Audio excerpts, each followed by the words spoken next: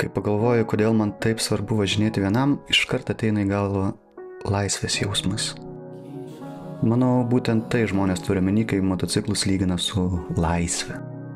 Išvažiavęs iš namų su vienu iš savo motociklų, iš pradžių neplanavau nuvažiuoti daugiau nei 100 km. Tikrai neplanavau dingti 8 valandom. Planavau lengvą pasivažinėjimą pažįstamomis vietovėmis, bet galiausiai atsidūriau tokioj vietoj ir tokioj būsenoj, jog tai mane pakeitė.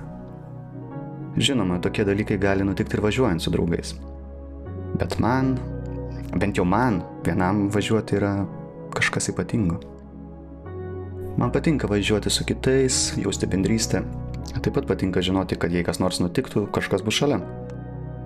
Bet yra toks ramybės jausmas, kurį gali pasiekti tik būdamas vienas. Kai draugai pasako, kad išvažiavo pasivažinėti ir manęs nepakvietė, aš neklausiu kodėl. Aš žinau kodėl. Kartais tiesiog turi važiuoti vienas. Kai važiuoju vienas, pajaučiu, kad darau kažką teisingai. Kai staiga pasijuntu pilnas.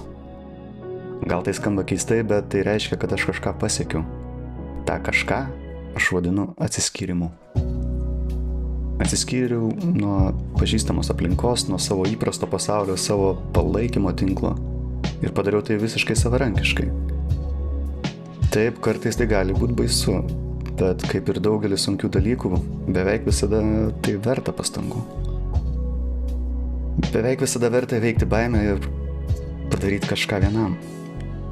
Gal aš tiesiog savanaudis, o gal mėgstu viską kontroliuoti, bet kai važiuoju, noriu daryti būtent tai, ko noriu. Todėl, kai važiuoju vienas, tai reiškia, kad galiu sustoti tiksliai tada ir tiksliai ten, kur noriu. Jei kairėje pamatau gražų vaizdą, sustoju ir nufotografuoju. Jei dešinėje pamatau žirgą besiganantį lauke, sustoju ir pasisveikinu. Kartais taip darau. Galiu važiuoti tiksliai tokiu greičiu, kokiu noriu, žinoma, ribose. Galiu sutrumpinti kelionę, galiu ją pratęsti, galiu pasilikti nakčiai, jei tik noriu. Bet svarbiausias dalykas važiuojant vienam tai galimybė būti visiškai savimi. Ne tai, kad negaliu būti savimi tarp draugų, bet kai niekam nereikia įtikti ar įtikinti, atsiranda ypatingas laisvės jausmas. Dar vienas pliusas, kai važiuoju vienas, dažniau užkalbinu žmonės, kuriuos sutinku pakeliui. Nežinau kodėl. Gal todėl, kad turiu daugiau laiko, gal todėl, kad nesijaudinu, ką apie mane pagalvosiu. Dar vienas svarbus dalykas man važiuojant vienam, tai galimybė tyrinėti. Ne tik aplinką, bet ir savo mintis. Skirti laiko savo ir išsiaiškinti, kas vyksta galvoje. Kartais tai baisiausia, bet kartu ir vertingiausia dalis važiuojant vienam. Nors neturiu oficialaus sąrašo, ką noriu padaryti gyvenime, bet jei turėčiau, vienas punktas tikrai būtų motociklo kelionė per Europą vienam. Mintis šokti ant motociklo ir vienam įveikti, sakykime, apie kokius 8000 km, nakvoti pigiam viešbutį, stovyklavietėse, turėti problemų su padangom ir ką žino su kuo dar. Pasaulyje yra nedaug dalykų, kuriuos labiau norėčiau patirti. Nesuprantu, kaip viską suplanuoti, ypač vienam, bet žinau, mano širdis to trokšta.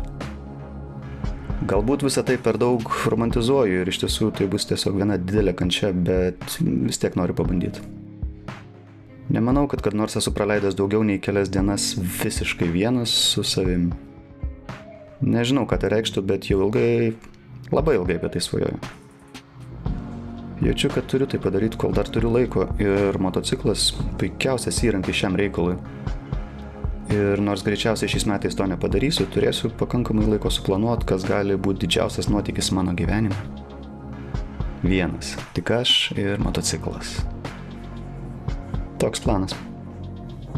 Pažiūrėsim, kaip seksis ir jeigu tu norėtum prisijungti, atsiprašau, šį kartą važiuoju vienas.